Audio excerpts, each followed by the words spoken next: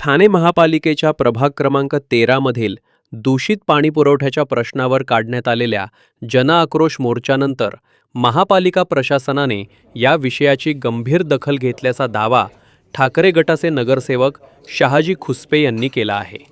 मोर्चानंतर महापालिका आयुक्तांनी अधिकाऱ्यांकडून सविस्तर माहिती घेत या प्रकाराबद्दल दिलगिरी व्यक्त केली असून नागरिकांना लवकरात लवकर स्वच्छ आणि नियमित पाणीपुरवठा करण्याचे आश्वासन दिल्याचे खुसपे यांनी सांगितले। प्रभाग 13 मधील पाणीपुरवठ्याची व्यवस्था अनेक वर्षांपासून त्रुटीपूर्ण असल्याचेही आयुक्तांच्या निदर्शनास आणून देण्यात आले। ठाणेकरांना स्वच्छ पिण्याचे पाणी उपलब्ध करून देणे ही महापालिकेची नैतिक जबाबदारी असल्याचे खुसपे यांनी नमूद केले।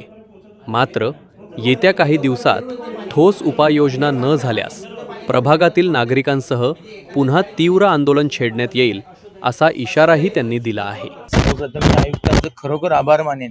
आयुक्तांनी खूप मोठ्या मनाने ही गोष्ट मान्य केली की खरोखर मला सुद्धा कल्पना नव्हती की ठाण्यामध्ये अशा कुठल्या प्रभागामध्ये 25 वर्षापासून, आयुक्तांना आधी वाटले की 25 दिवसापासून, म्हणलो साहेब 25 वर्षापासून, हे ऐकून त्यांना खरोखर आश्चर्याचा धक्का बसला की ठाण्यामध्ये अशा ठिकाणी 25 वर्षापासून गढूळ पाण्याचा पुरवठा होतोय। तर आयुक्त महोदयांनी त्याच्यावरती दिलगिरी व्यक्त करून सर्व अधिकाऱ्यांना त्या ज्या टेक्निकली गोष्टीची माहिती घेतली आणि त्यांनी नक्की आश्वासन दिले की लवकरात लवकर ह्याच्यावरती कारवाई करून संत ज्ञानेश्वर नगर, डॉक्टर गंगाधर नगर आणि प्रभाग क्रमांक 13ला अतिशय स्वच्छ आणि नियमित पाणी पुरवठा करण्याचं आश्वासन आयुक्त महोदयांनी दिलं। काय कारण सांगितलं त्यांनी? कारण की त्यांनी असं म्हणताना आम्ही ऐकलं की रॉ वॉटर ट्रीटमेंट न करता ते पाणी येतं, तर याचं कारण काय सांगितलं की फिल्टरेशनला जागा नाहीये, जमीन नाही, नेमकं काय? असं म्हणणं होतं की फिल्टरेशनला जी 100 बाय 100 अशी जागा लागते ती जागा उपलब्ध नाहीये आणि कारण हे दिलं की BMCची जी डायरेक्ट रॉ वॉटर लाईन येते त्याच्यावरती डायरेक्ट कनेक्शन दिलेलं आहे।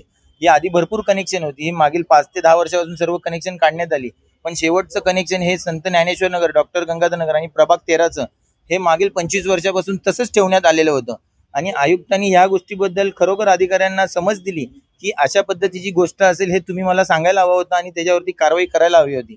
आणि आयुक्त महोदयांनी लवकरात लवकर ह्या गोष्टीचा पाठपुरावा करून लवकरच स्वच्छ पाणी पुरवेल अशी ग्वाही दिलेली आहे। तुमचं समाधान झालेलं आहे की पुन्हा काही आंदोलन? समाधान म्हणजे आयुक्त महोदयांनी खरोखर मोठ्या मनाने हे मान्य केलं की आमची ही चुकी आहे की प्रत्येक नागरिकाला, ठाणे महानगरपालिकेच्या हद्दीतील प्रत्येक नागरिकाला स्वच्छ पाणी पुरवणे ही ठाणे महानगरपालिकेची नैतिक जबाबदारी आहे।